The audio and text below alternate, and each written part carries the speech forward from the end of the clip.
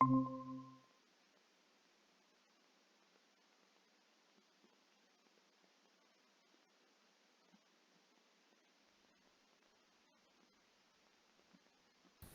guys. Oh, Pak Agus keluar toh. Tak kira sinyalku ya.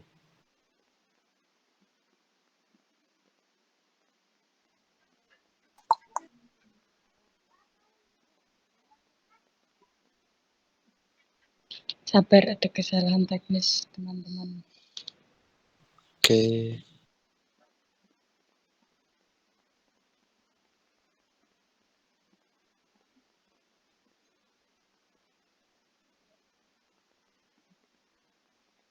Kenapa nggak dipinjemin HP-mu, Mbak Um?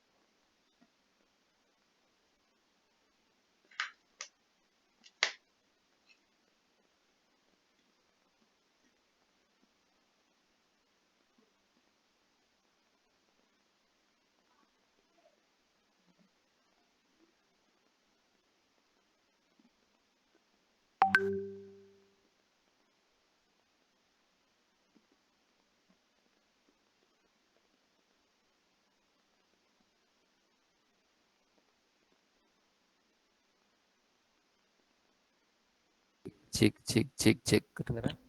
Oke. Maaf ya tadi ya, nggak tahu kenapa kok ini kok tiba-tiba tadi setelah listrik yang saya colokkan ternyata nggak masuk dan laptop saya mati. Itu kok ada trouble di laptop saya.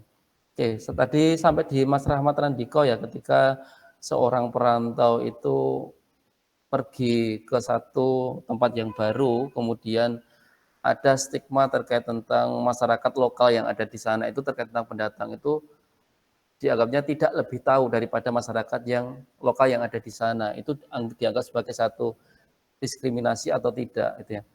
Dalam konteks tadi itu, dalam konteks kehidupan kolektif itu menjadi satu masyarakat yang terpisah atau di situ berbeda dengan masyarakat lokal yang ada di sana. Sehingga kan masih ada asumsi orang luar sama orang dalam. Orang luar sama orang original, asli dari sana itu. Dengan perspektif seperti itu belum bisa dikatakan sebagai satu masyarakat. Berbeda umpamanya dia itu merantau itu sudah sangat lama sekali di lokasi itu. Sehingga secara budaya pun orang yang ada di lokasi yang baru itu sudah tidak menganggap lagi dia sebagai orang yang lain itu. Dia sebagai orang yang lain. Itu oke, dia bisa dikatakan pada satu tingkatan masyarakat yang sama. Kehidupan kolektif yang sama. Tapi ketika orang yang merantau pada tempat yang baru itu masih orang lokal itu menganggapnya itu orang luar, orang dalam dan sebagainya itu, berarti dia belum membentuk sebagai satu kehidupan kolektif bersama. Itu berbeda dengan yang ini tadi, diskriminasi pada kehidupan kolektif tadi ini. Syaratnya mereka sebelumnya itu harus memang sudah memiliki kehidupan kolektif dulu. Sehingga kita bisa mengkategorikan kita harus mendiskriminasi mereka atau tidak. Berarti kan di awalnya atau mulanya itu mereka harus punya kehidupan kolektif dulu. Sebelum proses diskriminasi ini ada. Itu menjadi patokan di dalam ini tadi, ciri khas kehidupan kolektif tadi ini. Kalau dia sebelumnya belum ada kehidupan kolektif di antara mereka, kan dia nggak bisa bicara tentang diskriminasi dalam ruang lingkup kehidupan kolektif ini. Itu ya. Ya, yang tadi sama seperti Mas Fardin Hanif, ya jelas diskriminasi, tapi bukan diskriminasi dalam konteks kehidupan kolektif. Karena di sini kita bicara diskriminasi dalam masyarakat tadi itu. Konsep masyarakat itu bukan konsep masyarakat yang ibaratnya kita persepsikan sendiri, kita definisikan sendiri. Tapi konsep masyarakat ini yang kita pakai sebagai seseorang sosiolog tadi itu, syaratnya tadi itu, continue, nah, identitas yang sama, ada interaksi dan sebagainya itu. Ya. Tapi diskriminasi atau tidak, kembali lagi, itu diskriminasi dalam lingkup di luar dari konsep yang kita bangun terkait tentang masyarakat. Tapi kalau kita menggunakan konsep di dalam masyarakat yang tadi sudah kita pelajari bersama, kalau di dalam sosiologi itu, memahami masyarakat itu, dia harus ada unsur ininya. Jadi dicontohkan Mas Rahmat Randiko ini bukan diskriminasi di dalam masyarakat. Karena konteksnya mereka sudah jelas tidak memiliki budaya yang sama. Katakan bukan pada masyarakat yang sama. Bukan pada kehidupan kolektif yang sama. Tapi itu secara umum diskriminasi atau tidak? Secara umum diskriminasi. Tapi diskriminasinya bukan pada konteks masyarakat itu loh ya. Masyarakat yang dalam identitas yang sama dan sebagainya yang kita konsepsikan bersama tadi itu. Itu ya, jelas ya maksudnya ya. Diskriminasi pada umumnya, tapi tidak diskriminasi pada konteks masyarakat yang kita artikan tadi itu. Kehidupan kolektif yang kita artikan itu tadi. Itu yang Mas Randiko ya. Berarti walaupun memang sama nih provinsinya Pak, tapi beda kabupaten atau beda desa itu Pak. Itu berarti nggak masuk gitu Pak. Dalam itu tadi, patokannya kalau yang diskriminasi yang kita bicarakan ini itu, masyarakat itu sebelumnya secara historis itu dia sudah punya kehidupan kolektif bersama. Itu dulu. Selama dia belum memiliki kehidupan kolektif itu tadi, kita nggak bisa mengatakan itu sebagai suatu diskriminasi. Karena di situ lingkupnya itu harus satu ruang lingkup masyarakat yang sama tadi itu. Sudah pernah dia dalam kehidupan kolektif tadi itu. Itu Mas Rahmat Andiko. Berarti kalau misalnya ini Pak, kita ngumpul di satu tempat Pak dengan permasalahan, misalnya permasalahan adat istiadat Pak. Saya yang paling kecil ngomong, terus ada orang yang ngomong, oh dia masih kecil apa yang tahu, itu masuk diskriminasi itu nggak Pak? Kolektif tadi nggak Pak? Kita berkumpul, Mas Rahmat Randiko sebagai seseorang yang paling kecil. Misalnya ada yang tua, ada yang itu bisa masuk seperti itu.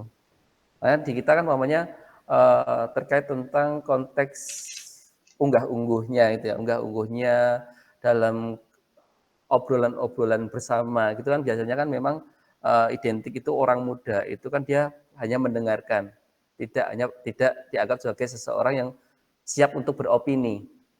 Karena mungkin ada terkait tentang kedewasaan dan sebagainya itu dianggapnya memang orang-orang sepuh itu yang tahu segalanya. Kan ada stigma atau ada identitas bersama yang diangkat seperti itu. Nah kemudian kita sebagai orang muda itu ibaratnya neranyak itu ya. Kalau di Jawa itu ya ada neranyak, ngelunjak dan ada itu neranyak itu gak sopan.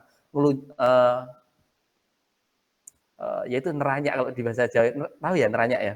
Kok wong jadi wong enom kok neranyak timen sing tua-tua wae meneng wae kok sing enom kok rewel. Nah, ada kata-kata yang seperti itu kan. Itu bisa masuk Mas Ramadhan Diko karena sebelumnya mereka udah ada kehidupan kolektif.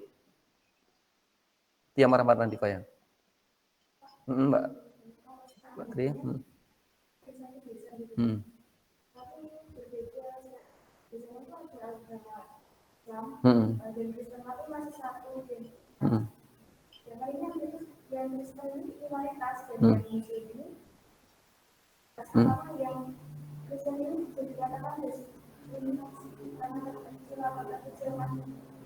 Kalau selama itu tidak ada praktik dalam arti yang jelas terkait tentang satu agama itu, kita tidak bisa mengkategorikan itu sebagai diskriminasi ya.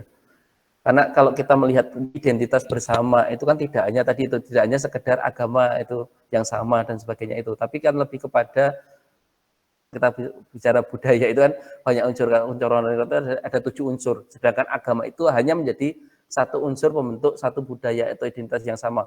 Walaupun di situ agamanya berbeda, bisa saja di situ menjadi satu identitas yang memiliki masih satu identitas yang sama. Kan ada di situ kan sistem sosial dan sebagainya. Kalau kita belajar unsur-unsur kebudayaan Kunchoro Ningrat itu ada 7 kan?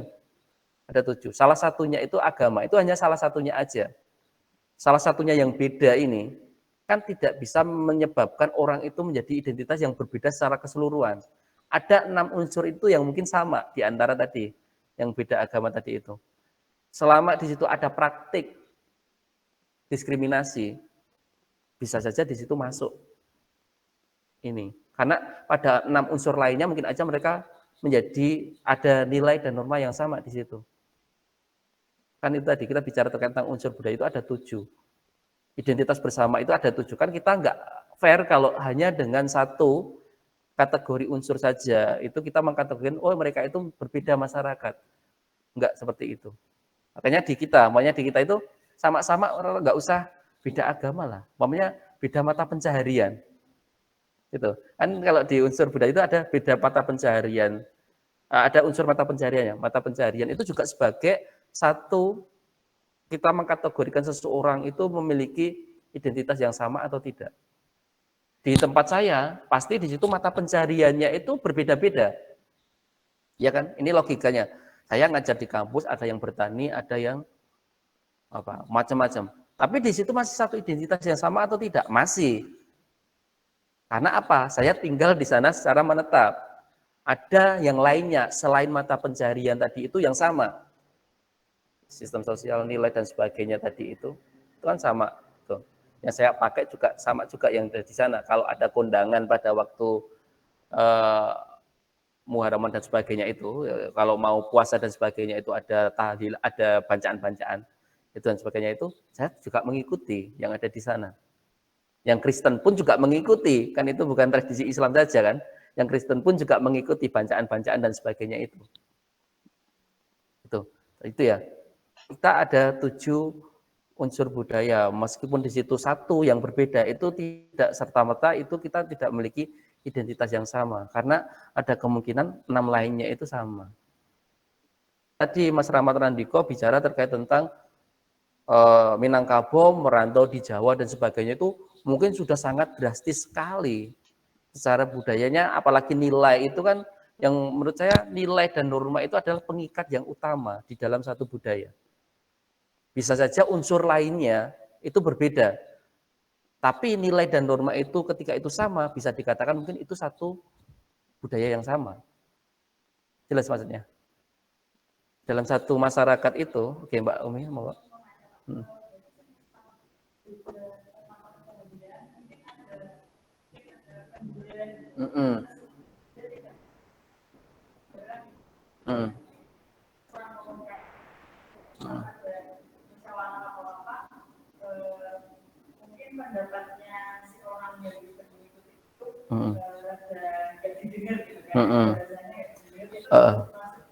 Bisa diskriminasi seperti itu.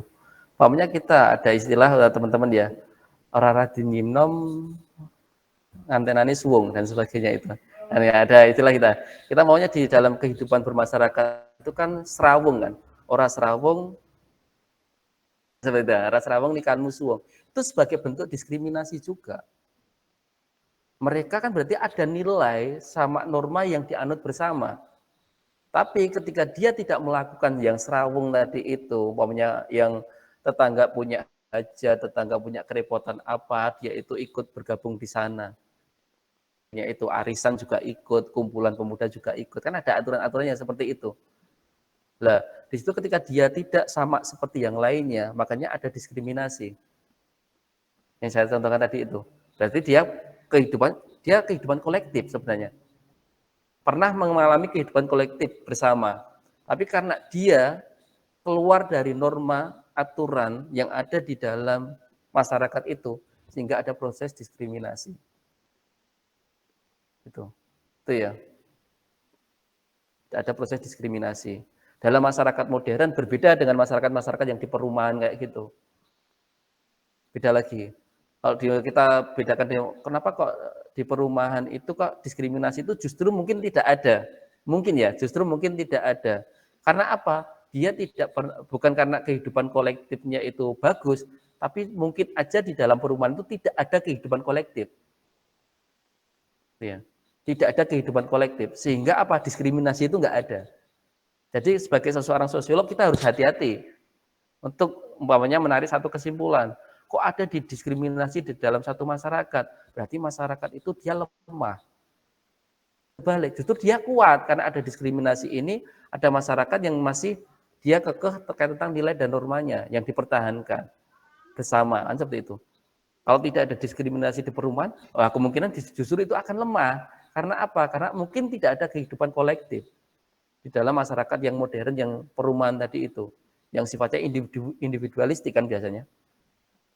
Hubungannya transaksional.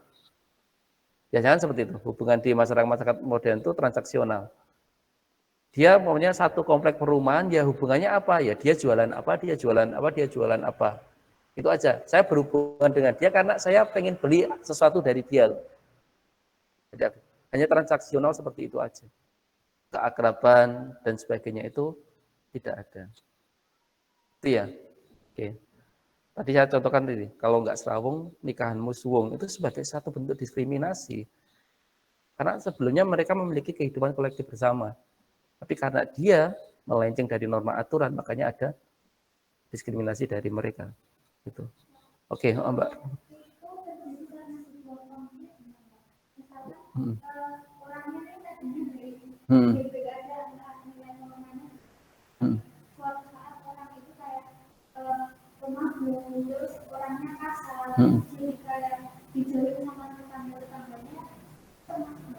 Ya termasuk diskriminasi. Karena apa? Konsep dari masyarakat itu, mabuk, kasar dan sebagainya itu kan di luar dari nilai yang ada di dalam masyarakat itu. Kalau dia dijauhi dari masyarakat itu, yaitu proses diskriminasi. Karena apa? Masyarakat itu kan tentu ada nilai.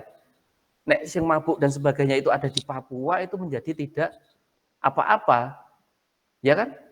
Karena menjadi kalau di sana itu mabuk dan sebagainya itu menjadi hal yang nilainya tidak buruk. Gitu. Nilainya tidak buruk, jadi nggak apa-apa. Tapi pada satu masyarakat jika menilai bahwa mabuk-mabukan, bertindak kasar itu sebagai nilai yang jelek, kemudian dia dikucilkan oleh masyarakat, pasti di situ kan ada proses diskriminasi. Karena ada kesepakatan di dalam masyarakat itu bahwa mabuk-mabukan itu nggak baik, bahwa kekerasan itu nggak baik. Tapi itu tidak terjadi di masyarakat lainnya loh ya. Pada satu budaya yang berbeda itu lain, pokoknya di Bali dan sebagainya, arak dan sebagainya. Kalau di sana minum arak menjadi hal yang kehidupan sehari-hari. Ya toh? Di Bali itu. WA sampai mabuk, sampai teler pun, yang penting dia nggak merugikan orang lain nggak apa-apa. Tapi di kita, mabuk-mabukan dan sebagainya itu sebenarnya juga nggak merugikan, tapi tetap aja dia didiskriminasi. Karena menganggapnya itu sebagai hal yang buruk. Ya. Teman-teman ngikuti itu kan vlognya apa? YouTuber Bobon Santoso itu. Ya, karena ikut ya. Saya juga kadang itu iseng-iseng ngikuti dia itu. Yang dia kuliner yang agak aneh-aneh itu. Nah, salah satunya di Bali itu mereka menjual arak di pinggir jalan dengan beraneka ragam variasi dan sebagainya itu legal-legal saja. Tapi coba kita di Jogja itu jual arak di pinggir jalan bisa diarak-arak kita. Diarak itu contohnya seperti itu. Itu ya. Karena ada nilai yang diangkat bersama. Mungkin ada lagi teman-teman pertanyaan atau mungkin ada yang pengen disampaikan. Ini melebihi jam ya, jam 8, tapi nggak apa-apa. 1 jam ternyata nggak cukup karena ada beberapa trouble. Monggo Mbak Dani. Kan tadi Bapak bilang kalau diskriminasi itu terkait misal budaya yang lama terus muncul sesuatu yang menyimpang dari norma tersebut. Nah, di desa saya ini kan banyak orang-orang NU ya yang notabene itu ada apa ya kegiatan kayak misal tahlilan dan lain-lain dan kemudian terus muncul di mana ya masih dari orang desa tersebut dari dulu yang tadinya NU terus pindah ke Muhammadiyah. Nah, itu berarti masuk ke diskriminasi ya Pak. Soalnya orang-orang NU di sini terus mendiskriminasi orang Muhammadiyah tersebut kayak ngeceng-cengin terus kayak gimana ya diemin gitu loh Pak karena nggak ikut tahlilan dan sebagainya itu lagi Pak. Oke, yang dicontohkan Mbak Dani ini benar sekali, itu bisa dianggap sebagai satu diskriminasi. Karena apa? NU Muhammadiyah itu menciptakan budayanya masing-masing kan? Identifikasi, oh ya dia itu NU, oh ya dia Muhammadiyah. Sehingga ketika dia keluar di dalam identitas itu, ada diskriminasi itu benar. Itu tadi timbul itu bisa dikatakan sebagai satu bentuk diskriminasi dalam kehidupan kolektif. Itu ya Mbak Dani ya? Bisa, karena itu tadi Iya, Pak. unsur pembentuk budaya itu kan macam-macam yang 7 tadi itu. Kalau Mbak Dani ini berarti kan kehidupan kolektif masyarakat yang membentuk masyarakat itu adalah unsur agama ya. Walaupun agamanya sama, di situ ada beberapa aliran-aliran atau komunitas-komunitas keagamaan ya.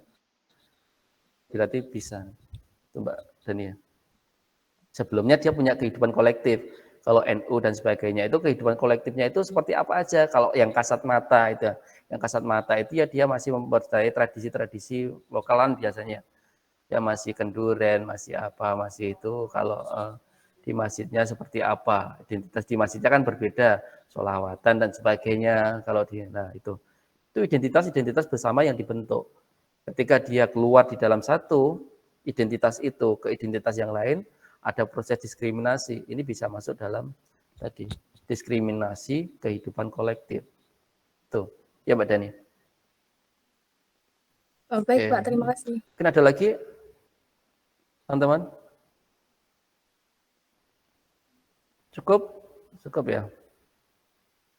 Oke, kemudian di sana selain kita membahas terkait tentang individu, masyarakat, kehidupan kolektif, di mana di situ menjadi penting, ibaratnya goal dari masyarakat itu kan kehidupan kolektif ya. Di sana juga ada beberapa hal seperti kita harus bisa membedakan juga pranata sama lembaga ya.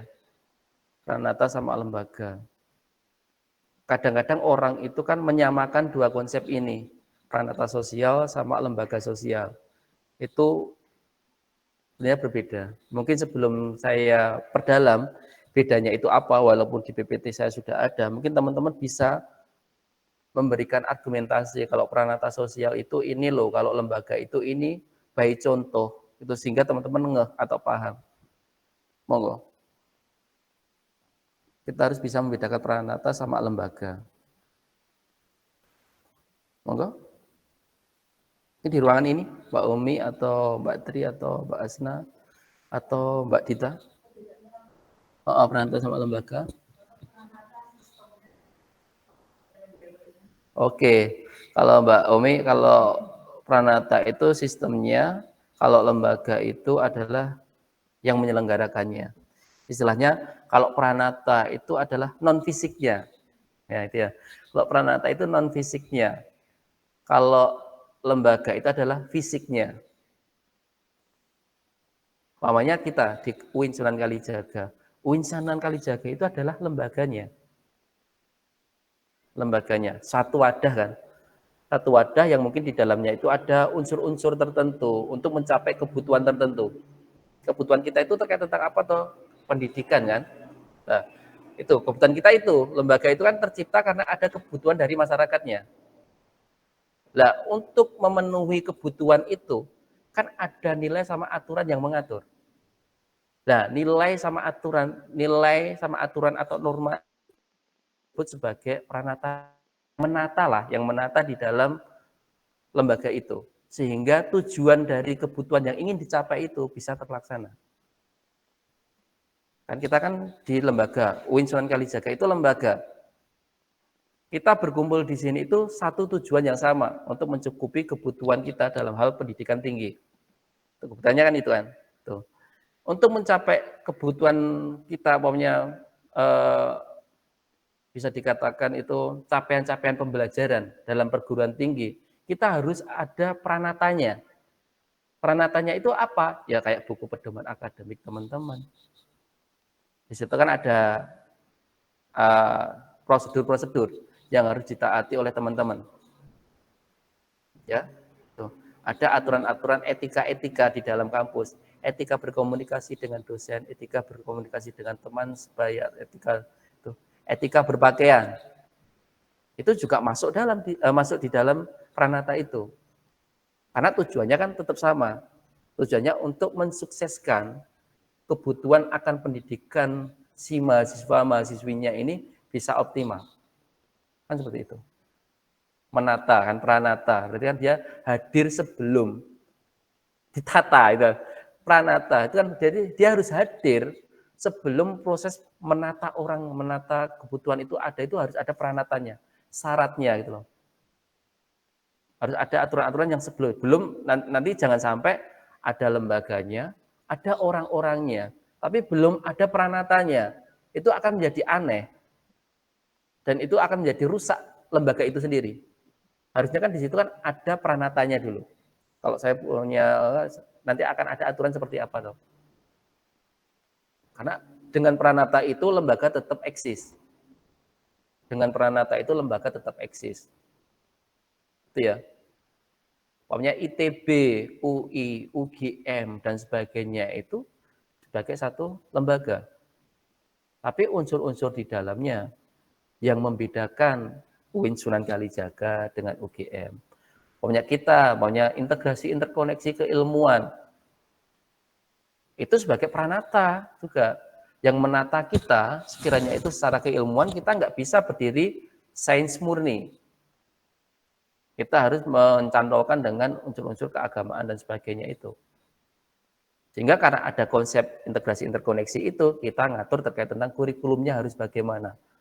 Nah, kurikulum ini juga pranata juga yang ada di dalamnya. Seseorang mahasiswa ketika dia mau KKN itu harus syaratnya berapa SKS yang terpenuhi. Ketika mahasiswa itu harus seminar proposal itu berapa SKS yang harus terpenuhi. Syarat mahasiswa harus munakosa itu harus seperti apa. Semua mata kuliah tercapai semuanya dan sebagainya. Itu pranatanya. Itu ya. Jelas ya di sini ya, pembeda pranata sama lembaga. Mungkin yang di online jelas enggak pembeda pranata sama lembaga? Jelaskah? Mbak Rahmi Faradila, jelaskah? Halo? Nah, ini kalau online kayak gini loh, kadang mungkin saja kita lagi ke toilet ya. Mbak Arsita Safitri, jelaskah? Halo? Pembeda antara lembaga sama pranata? Gimana Pak? Untuk membedakan lembaga sama pranatanya tadi itu jelas tidak Mbak Arsita? Iya jelas Pak. Oke, bisa mencontohkan satu aja gitu ya. Oke. Apa gitu contohnya Mbak Arsita?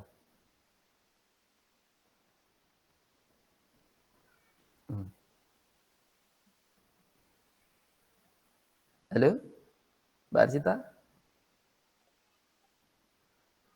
Bentar, Pak. Oke.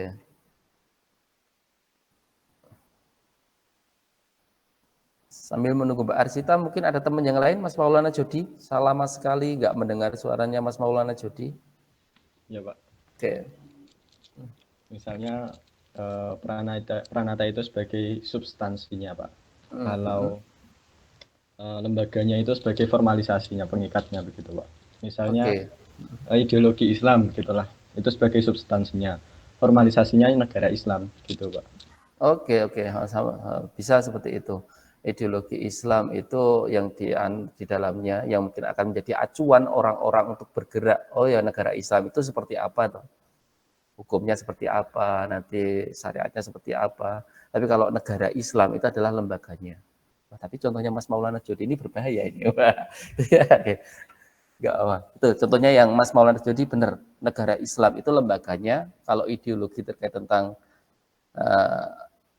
negara Islam itu adalah unsur yang ada di dalamnya untuk membangun ketika mungkin saja negara Islam itu ada, orang-orang yang bergabung di dalamnya itu dia bergerak dalam ideologi itu. Itu ya. Mungkin ada teman-teman lainnya? Monggo Mbak Arsita sudah menemukankah?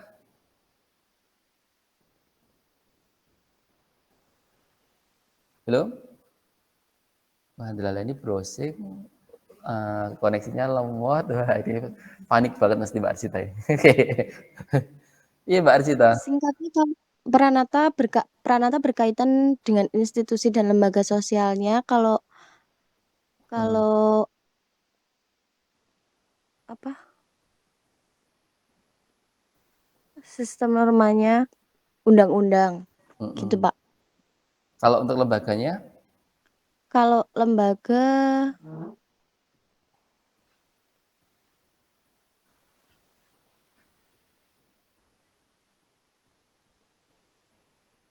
ayo. Gini, Indonesia itu sebagai satu lembaga atau bukan? Indonesia itu adalah negara, itu sebagai satu lembaga atau bukan? Iya. Oke, pranatanya apa? Undang-undang. Nah, ada undang-undang di dalamnya, ada Pancasila kumpulan dari nilai-nilai di dalamnya, itu kan? Ada aturan-aturan lain di dalamnya. Itu pranatanya seperti itu. Diharapkan orang yang masuk di dalam satu lembaga, tadi kita contohkan sebagai negara Indonesia tadi itu, dia itu memakai undang-undang itu sebagai acuan orang berperilaku. Menggunakan Pancasila yang nilai-nilai di dalamnya itu sebagai cita-cita bersama yang pengen diraih bersama. Itu pranata modelnya seperti itu. Kalau tadi lembaga adalah di situ badan atau institusi yang menyelenggarakan, tapi pranata lebih kepada unsur-unsur non fisik yang ada di dalamnya yang mengatur kinerja dari lembaga itu. Itu ya. Makanya ada istilah pranata. Pra itu kan biasanya kan sebelum, nata itu berarti kan ya mengatur itu kan. Sebelum mengatur itu ada hal-hal tadi yang harus dilengkapi. Nilai, norma dan sebagainya itu. Itu ya. Oke, kemudian di yang selanjutnya di sana ada klasifikasi pranata sosial ya, ada sangat banyak sekali.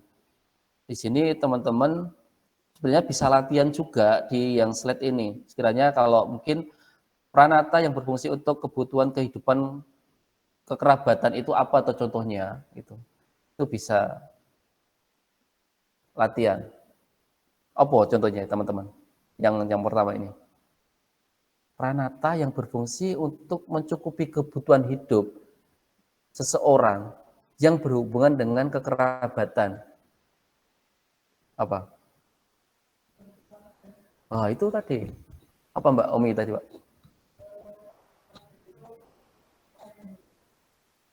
Apa?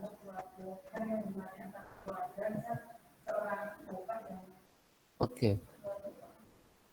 Oke, nilai yang ada di dalam keluarga ya. Nilai yang ada di dalam keluarga. Tapi ada lembaganya enggak? Lembaganya apa? Lembaganya keluarga itu sendiri sebagai lembaga terkecil dalam masyarakat itu istilahnya itu. Lembaga formalnya, oke, lembaga formalnya, oke, enggak apa-apa, bener itu tadi. Lembaga formalnya, oke.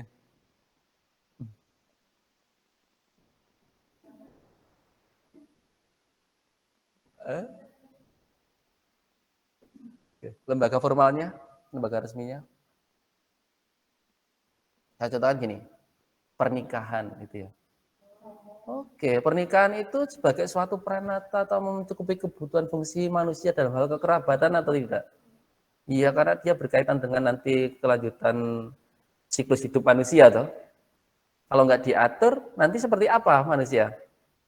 Bisa saja bapak akan menikahi anaknya. Bisa saja seperti itu kalau nggak diatur. Ya, bisa aja anak menikahi ibunya. Kalau nggak diatur. Tapi kan nyatanya di kita diatur toh. Dari usia yang mau menikah itu harus berapa, nggak ada pertalian darah dan sebagainya. Dia statusnya dia itu harus single. Kalau nggak single dia harus ada surat persetujuan dari pasangannya, kan seperti itu. Pranatanya seperti itu. Omnya kita dibacakan oleh teman-teman ya, kita seakan-akan teman-teman udah nikah aja itu. Katanya teman-teman menghadiri satu akad nikah gitu. Akad nikah di dalam bukunya nikah itu teman-teman pas dibacakan hak seorang istri, hak seorang suami, kewajiban seorang istri, kewajiban sebagai seorang suami. Kan itu diatur. Di dalam biasanya di buku nikah itu ada. Gitu. Selama berapa bulan dia nggak menafkahi istri dan sebagainya, dia otomatis ya itu. Ya, itu kan itu diatur di situ. Itu pranatanya. Aturan-aturan terkait tentang nikah itu pranatanya. Legalnya ada di aturan KUA gitu. KUA itu muncul. Nah, KUA-nya ini sebagai satu lembaganya. Jelas ya maksudnya? KUA itu adalah satu lembaganya. Tapi terkait tadi maunya syarat sah nikah. KUA kan menentukan. Syarat sah nikah itu ada apa saja toh. Bagi seorang muslim tentu akan berbeda dengan seorang yang Kristiani, dengan yang agama lainnya, karena syarat sahnya kita kan berbeda. Nah, itu pranatanya seperti itu. Di muslim umpamanya itu tadi nggak ada ikatan darah dan sebagainya dengan si ini. Ya, itu ya syarat sahnya seperti itu. Itu pranatanya kayak gitu. Yang menyelenggarakan siapa? Ya KUA. KUA harus siap menyelenggarakan pernikahan bagi warga negara Indonesia sesuai dengan keyakinannya masing-masing. Sah sesuai dengan keyakinannya masing-masing. Kan seperti itu. Yang kekerabatan. Kemudian umpamanya dalam hal mata pencaharian dan aktivitas ekonomi itu seperti apa? Perbankan dan sebagainya itu sebagai satu lembaga, ya. Perbankan, bank syariah, bank sebagai konvensional dan sebagainya itu sebagai lembaga. Nah, di dalamnya itu kan ada aturan-aturannya. Kalau di bank syariah nggak riba karena dia bahasanya itu bagi hasil dan sebagainya, mungkin apa bahasanya itu ada istilah-istilahnya sendiri. Angsuran dan sebagainya itu di bank syariah sama bank yang nggak syariah itu berbeda. Ada pranatanya sendiri-sendiri antara bank yang sifatnya syariah sama yang nggak syariah itu. Ada aturan-aturan di dalamnya. Nasabah sebagai aturan sebagai nasabah seperti apa? Makanya hak sebagai seorang nasabah seperti apa? Kan diatur. Kerahasiaan data pribadi dan sebagainya seorang nasabah itu tidak boleh diungkap oleh orang lain. Jumlah hutangan itu secara kode etik di bank itu mau saya utang itu teman kerabat saya yang atau keluarga saya atau mungkin kolega saya yang di kantor itu nggak boleh ada yang tahu. Itu sebagai kode etik kan, kode etik di bank itu untuk tidak meng-share ketika orang ini sedang berhutang dan sebagainya. Itu kode etiknya seperti itu. Berarti pranatanya seperti itu. Itu ya. Pokoknya kita ada angsuran atau apa, nanti itu sistemnya untuk bunganya seperti apa ya, menentukan bunga dan sebagainya itu pranata yang dilakukan oleh perbankan itu. Dalam hal mata pencarian mungkin ada lagi yang lainnya. Disperindak. Disperindak itu sebagai lembaga yang mungkin di sana juga ada kaitannya dalam hal mata pencarian dan juga aktivitas ekonomi. Aturan terkait tentang barang-barang yang harus bisa dikonsumsi publik itu dia harus memperoleh izin produksi, dia harus aman BPOM-nya dan lain-lain itu. Nah, syarat aman BPOM itu seperti apa? Ada kandungan-kandungan tertentu yang tidak diperbolehkan dalam hal ini. Nah, itu berarti kan peranatanya itu. Tapi kalau lembaganya, Disperindak bisa, BPOM sendiri juga bisa, MUI juga bisa. Ya, kalau MUI dulu itu kan yang halal haram, karena kelihatannya sekarang dialihkan ya, di Kementerian Agama kalau nggak salah. Kalau dulu kan yang halal haram kan itu kan MUI. Tapi kalau saya tahunya mulai 2020 atau 2019 itu beralih itu ke Kementerian Agama langsung. Jadi teman-teman bisa cek untuk data detailnya. Oke, itu kemudian peranata sosial yang mencukupi kebutuhan pendidikan. Itu apa ya, kayak sekolah-sekolah ini, kampus-kampus ini, itu lembaganya. Tapi yang kita jelaskan terkait tentang aturan-aturan akademiknya di dalamnya itu sebagai peranatanya. Dinas pendidikan dan sebagainya itu juga masuk di sini juga. Tapi yang bawahnya itu ada kebutuhan ilmiah manusia. Itu dibedakan sama peranata pendidikan. Biasanya pendidikan itu lebih ke fokus pada transfer keilmuan. Tapi kalau ilmiah itu terkait tentang pembuktian suatu sains. Ini itu benar atau salah dan sebagainya. Makanya kan ada lembaga khusus di kita, makanya kayak LIPI. LIPI itu kan dia kan di sini untuk mencukupi kebutuhan manusia akan sains ilmiah dan sebagainya, itu pembuktian-pembuktian itu. Kemudian di sini ada rasa keindahan dan peranatanya, tentu di situ dinas pariwisata dan sebagainya itu. Kemudian ada peranatanya yang di dalamnya. Pokoknya aturan-aturan terkait tentang wisata yang boleh dikembangkan di Indonesia itu seperti apa. Karena wisata itu kan banyak sekali. Kalau di luar itu kan ada wisata judi juga sebagai satu wisata. Ada kasino yang legal dan sebagainya di luar negeri itu sebagai wisata juga. Orang-orang kita, artis-artis kita yang katanya itu ke Singapura, ya kan? Di Singapura itu kan ada kasino yang legal, yang dekatnya patung singa itu yang ada kayak hotel, kemudian di atasnya ada kapal itu. Karena saya udah pernah ke sana itu, Mas, kalau yang di atas sana itu isinya kasino, gitu. Yang kapal melayang itu isinya kasino. Di sana bebas untuk judi dan sebagainya. Ya, memang udah diatur legal kan, nggak apa-apa. Jadi itu sebagai satu wisata juga yang ditawarkan oleh negara Singapura bagi pelancong-pelancong dari luar. Tapi di kita ada atau tidak yang legal? Tidak ada. Walaupun kita pernah ada juga di Jakarta dulu pernah ada. Zamannya kalau nggak salah Ali Sadikin. Ali Sadikin itu kan perjudian di Jakarta itu dilegalkan. Dan itu kan pendapatannya sangat luar biasa tingginya. Karena dari izin orang yang masuk itu penuh harus kriteria pajak dan sebagainya itu. Kan pendapatannya tinggi banget. Sehingga pembangunan di Jakarta pada waktu itu sangat luar biasa. Salah satunya dana dari itu tadi. Judi tadi itu.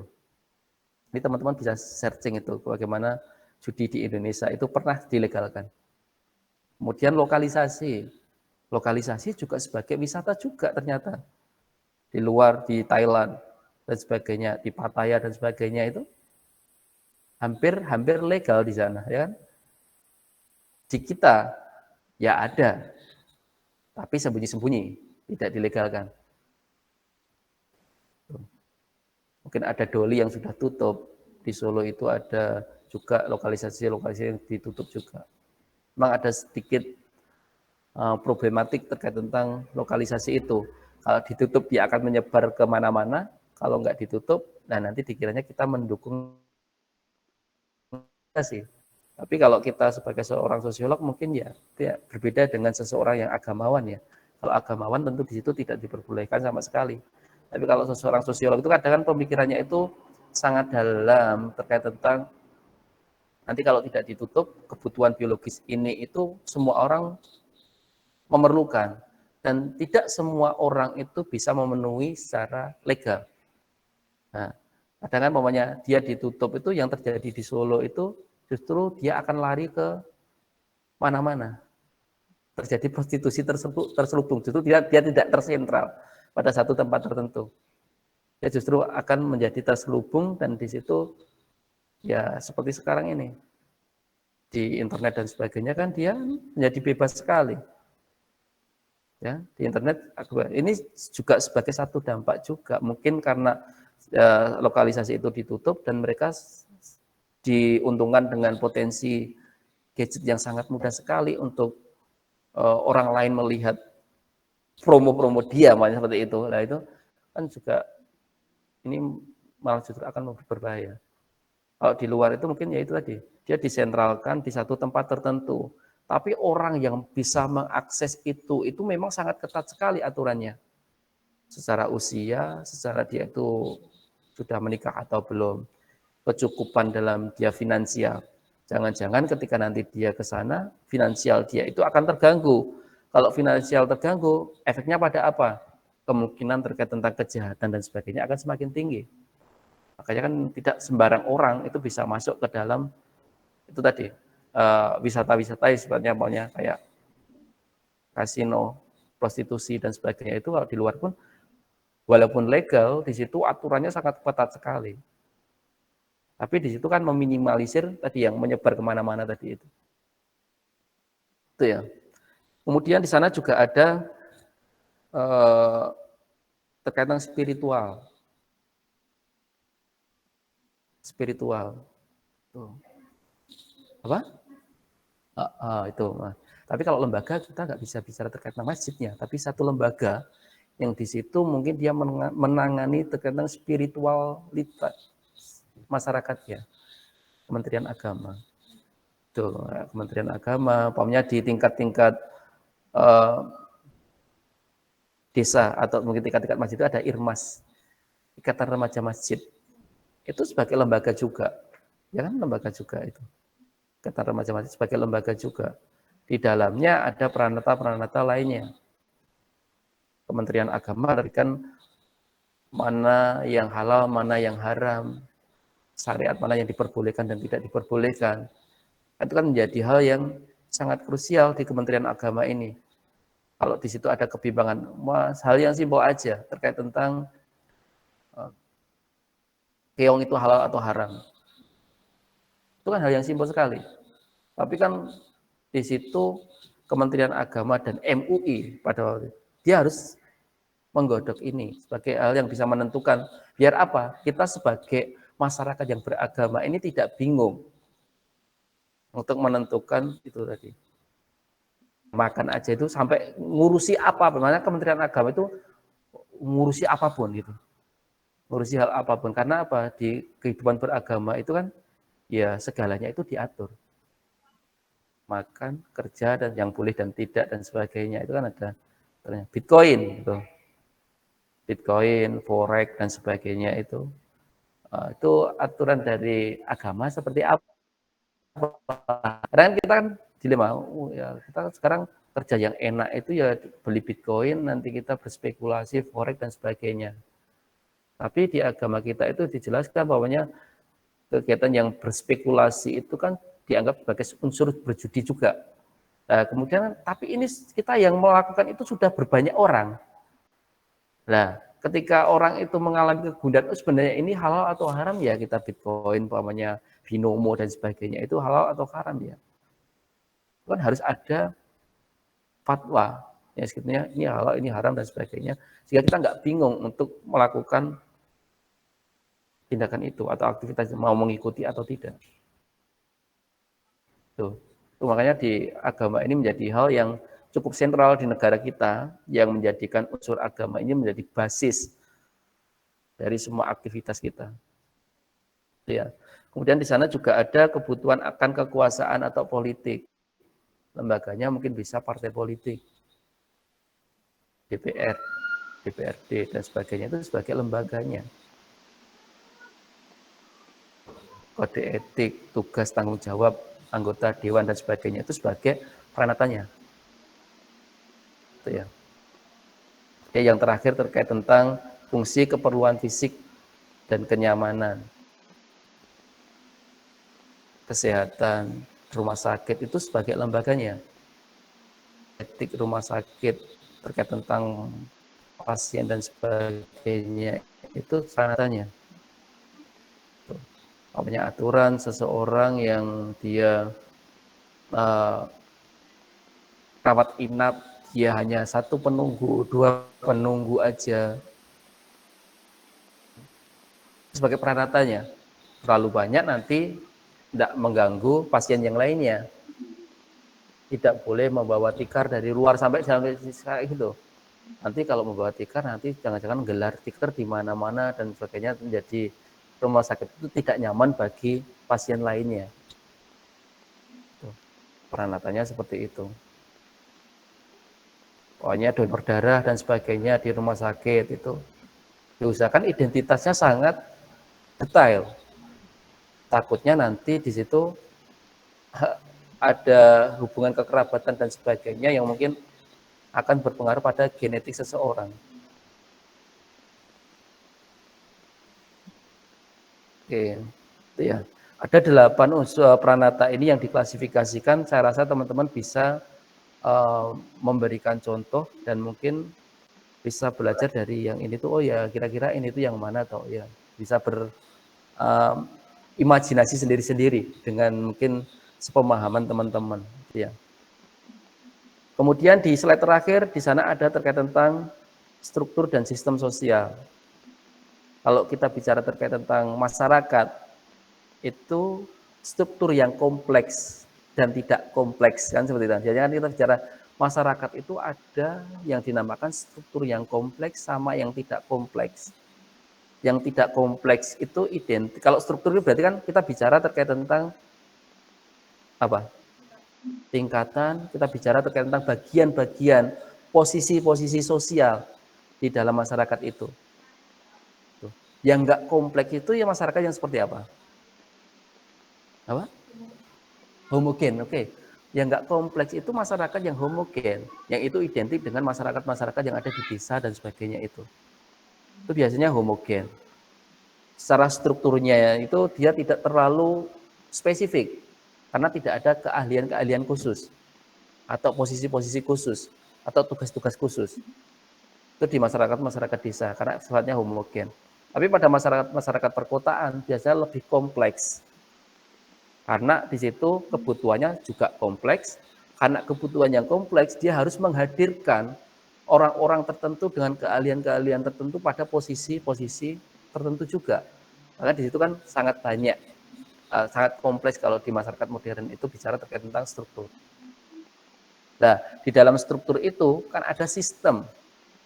Kan tadi yang tingkatan, bagian, posisi sosial, itu kan dia nggak bisa berdiri sendiri-sendiri.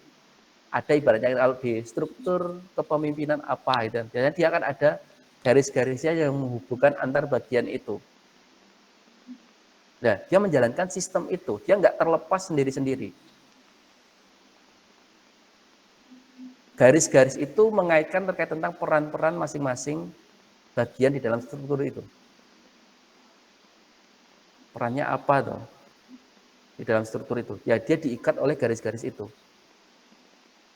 Di dalam masyarakat modern, saking kompleksnya itu, mungkin saja orang-orang itu tidak berkontak pada orang lain karena dia tidak satu hierarkis. Karena garis komunikasinya sangat jelas, garis perannya itu sangat jelas. Makanya kita bisa mengibaratkan pada masyarakat agraris kan, Pak. Pada masyarakat agraris karena tidak ada keahlian-keahlian khusus di dalam mata pencahariannya, mereka nggak ada struktur-struktur yang kompleks. Nggak ada struktur yang kompleks. Tapi pada masyarakat industri, itu kita ibaratkan sebagai masyarakat yang modern, itu strukturnya sangat kompleks. Produksi, distribusi, sama pemasaran dan sebagainya itu ya. Tuh.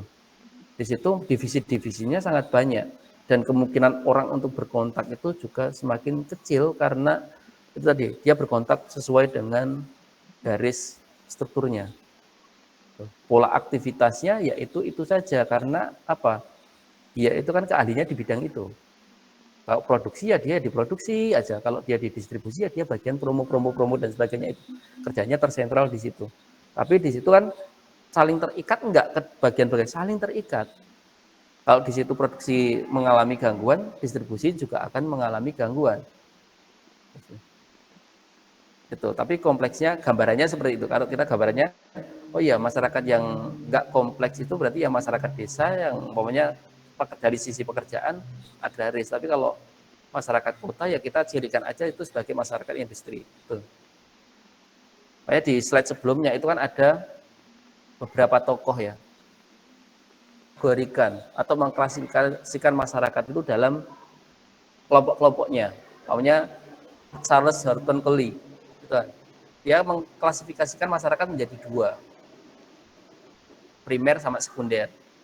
Berdasarkan apa? Berdasarkan keakrabannya. Semakin akrab dan semakin lama seseorang itu berinteraksi, itu dia berarti primer. Biasanya dia dalam jumlah yang sangat kecil, sedikit orang gitu. Tapi kalau dia itu nggak terlalu akrab, bahkan dia tidak mengenal sama sekali, itu lingkup tadi yang saya utarakan tadi itu, masyarakat modern tadi itu, industri tadi itu. Karena di sana kalau teman-teman belajar teorinya Karl Marx itu kan ada alienasi ya, keterasingan itu ya. Nah di sana tidak mengenal sama sekali, berarti di situ sekunder grup, secondary group. Ini juga Gesellschaft sama Gemeinschaft. Tuh. Yang Gesellschaft dia identik dengan masyarakat apa? Apa?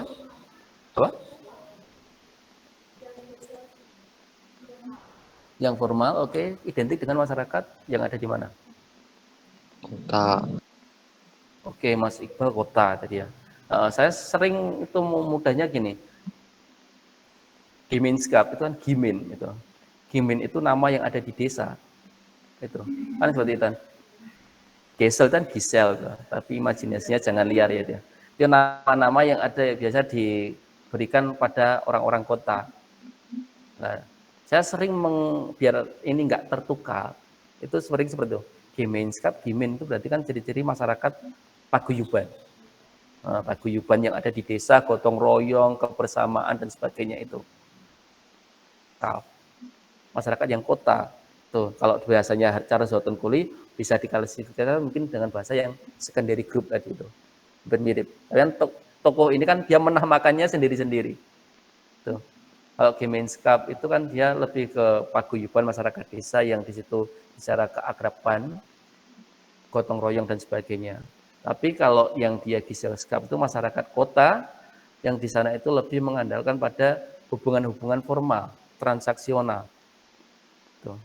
Community, kerja dan sebagainya itu pada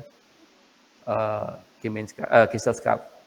Namanya satu komunitas mobil apa, satu komunitas motor apa, itu dia masuk ke patembayan. Kan dia dikaitkan, dihubungkan, dia ada kesamaan, entah hobi, entah itu kegemaran dan sebagainya itu, entah itu pada ciri yang sama. Ya, umpamanya dari pergi ke Jogja sama-sama mahasiswa dari lokasi mana. Mungkin itu masuk ke dalam patembayan. Karena pengikatnya itu kan karena dia berasal dari yang tadi. Komunitas mobil dan sebagainya itu. Ganti mobil, tentu dia akan ganti komunitas. Karena hubungannya ketika ganti pada komunitas mobil yang sama, kemungkinan apa? Dia mencari spare part ya, dengan harga yang murah dalam satu komunitas itu lebih mudah.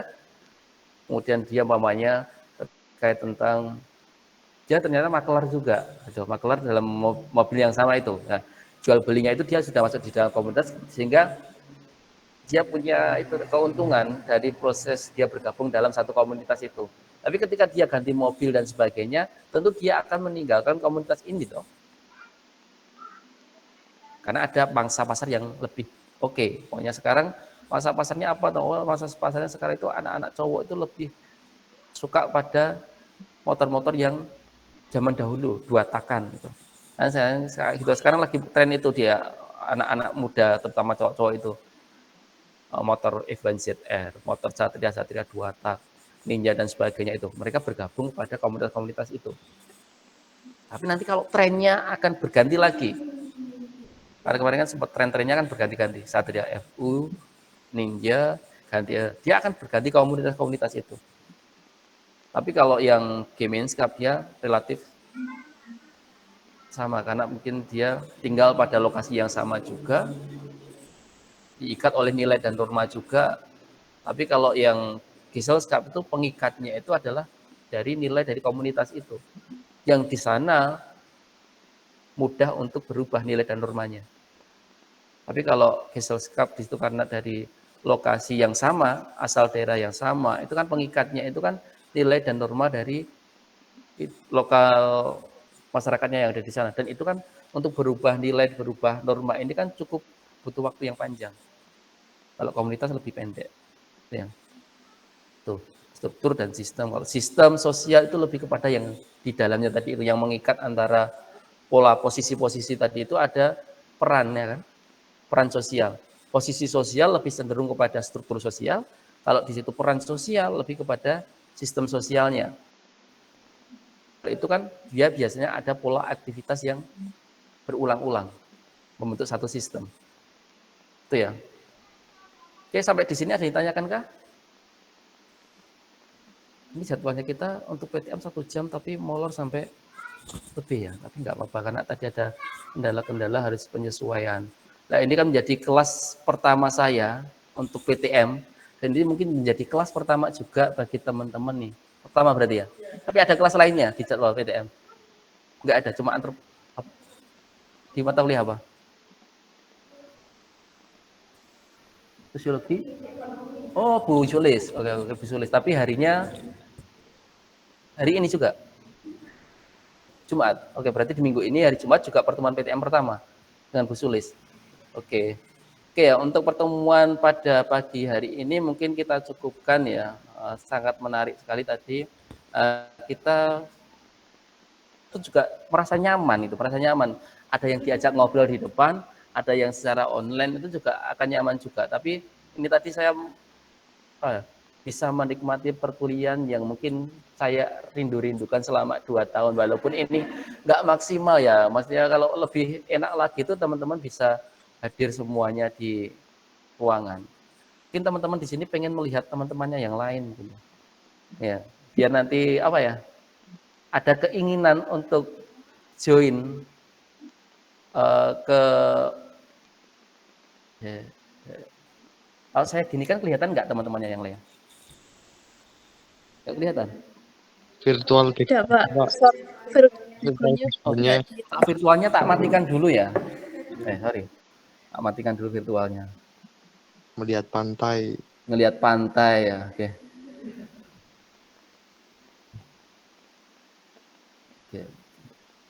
Oke. Ini ya. Ini teman-temannya udah PTM ini. Apa? Oke, apa-apa dah nggak pengen semuanya kayak gini. Oke, itu ya. Oke, mungkin itu ya. Monggo segera kalau yang teman-teman sudah vaksin yang pertama, tadi saya berikan clue, itu akan ada surat edaran dari kampus yang dimana teman-teman yang baru vaksin pertama bisa mengikuti PTM. Tapi kita sama-sama menunggu edaran resminya, gitu ya. Bila ancang-ancang, terutama yang dari Jogja, itu kan kemungkinan untuk persiapannya kan lebih sederhana daripada teman-teman yang lainnya. Nah, itu kan menurut saya PTM ini menjadi sarana yang paling mudah untuk kita untuk saling bertransfer keilmuan ya. Nah, karena kalau di online ini kan selain kendala sinyal dan sebagainya itu banyak kendala-kendala lainnya lah. PTM lebih nyaman untuk kita berdiskusi dengan teman-teman yang lainnya. Nah, ini kan melakukan pertemanan virtual selama 3 semester ini kan mungkin teman-teman juga jenuh juga. Belum pernah bertemu secara langsung dengan Mbak Umi, belum pernah bertemu langsung dengan Mbak Tri, Mbak Asna, ataupun Mbak Dita. Itu kan ini model pertemanan yang seperti apa gitu ya. Jangan-jangan pertemanan ini di kelas ini tidak membentuk kehidupan kolektif gitu. Tidak menjadi masyarakat yang memiliki identitas yang sama sebagai mahasiswa sosiologi angkatan 2020. Seperti itu. Monggo Mbak Dani, kalau merindukan untuk PTM segera saja untuk persiapan ya. Kalau kan Kebumen kan agak lumayan untuk persiapan ke Jogjanya, butuh kos dan sebagainya. Gitu ya. Baik, Untuk Pak. Untuk pertemuan pada pagi hari ini kita cukupkan. Sekian dari saya. Wassalamualaikum warahmatullahi wabarakatuh. Waalaikumsalam warahmatullahi wabarakatuh. Terima kasih, Pak. Ya, sama-sama. Saya end-kan ya.